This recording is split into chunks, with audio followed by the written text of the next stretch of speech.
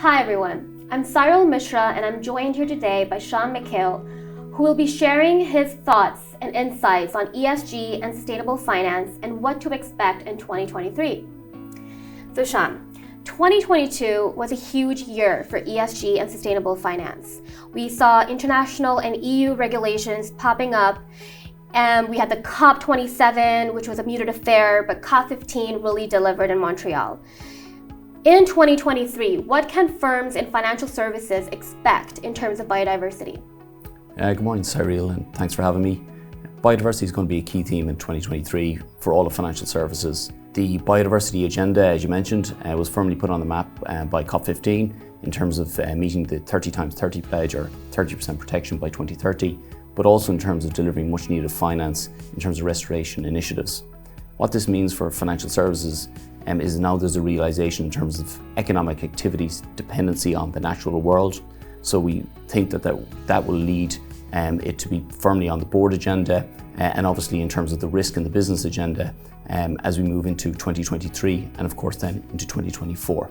And in terms of regulation, what can firms do to prepare themselves to ensure compliance and also align with stakeholder expectations? So 2022, there was an absolute tsunami of regulation came down within Europe for financial services. So a huge amount, whether you be an asset manager, a bank or an insurer, to comprehend and in turn then to implement. So 2023 is very much about implementation, disclosure, compliance with the regulation. But for me, it's much more importantly about how this is going to change the finance pathway, how we deliver finance, what type of finance we deliver. And of course, there's new regulations coming. So CSRD, we would see a lot of firms doing prep work into that. And of course, for me, 2023 will all be about taxonomy alignment. So again, whether you're an asset manager, an insurer or a bank, you'll have to do your alignment exercise. So it's going to be an extremely busy year. But I think the thing that financial services needs to focus on is how this is going to change, how finance is delivered, evaluated, and of course, put to work. We saw energy insecurity and the international appeal from the UN to basically say that you can't use this as an excuse to steer away from renewables. How do you see that playing out in 2023? So I think if anything, in a perverse way, it's helped renewables, because now it's not just about climate change, it's about energy security. And I think if anything, that accelerates the move to renewables, to renewable technology. And of course, it also raises the whole debate around nuclear and the use of nuclear, which again, we know some European countries are now planning to do.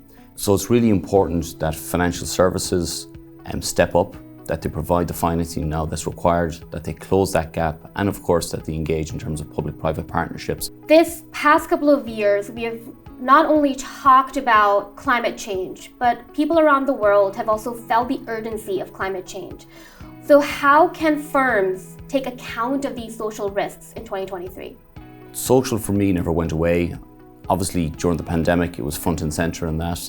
It's really important for financial services to understand the social dimension, to understand consumer behaviour, to understand societal changes towards and attitudes as we move forward. So I think a couple of things are going to happen in 2023. I think the first thing is to look at behavioural change. If we take electric vehicles, for example, in the UK and Ireland, you go back 6 years ago, it was 1 in 100. Today it's 1 in 3 are being sold. So again, you can quite clearly see over a short period of time, behavioural change taking effect. I think also in terms of diversity and inclusion, that was very much front and centre. I think that equation is going to be rewritten to be diversity, equity and inclusion. And that not only expands to the company itself, but in terms of their entire supply chain. So I think equity as a concept is something that's really, really important for firms to consider. In 2022, we saw growth in sustainability-linked loans and sustainability bonds. How is that momentum going to build in 2023? So I think in 2023, we're going to use the word expansion. So if you talk about sustainability-linked loans, atypically that's upper-end corporates and large institutions. So we know from talking to a number of financial services firms that it's all about bringing that down to the SME level. So I think we're going to see expansion in terms of product, offerings and service, because again, it's not just about having a product. Financial services companies need to bring their customers on that journey with them. They need to understand and explain why transition is important, and that in turn then will lead to new forms of finance. So what we see is across the board is financial services firms building in ESG considerations into their new product approval process and also into their product reviews. And of course, here locally in Ireland, I think what we'll see is products being built out with an eye on the climate action plan in the broadest possible sense. Thank you so much, Sean, for all your insights and for a strong start to 2023. Thanks, Syreel.